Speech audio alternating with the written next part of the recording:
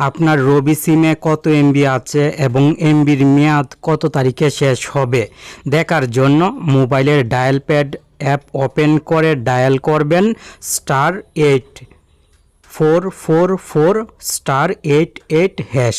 এই কোড নাম্বারটি ডায়াল করে রবি সিম দিয়ে কল দিবেন।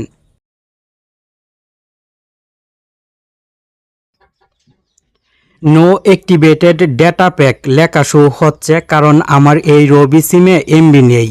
আপনার রবি সিমে যদি এমবি থাকে তাহলে কত এমবি আছে এবং এমবির মেয়াদ কত তারিখে শেষ হবে এখানে ভেসে উঠবে। এখান থেকে আপনি দেখে নিতে পারবেন।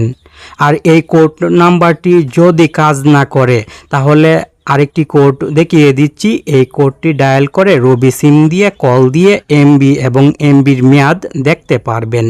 *3#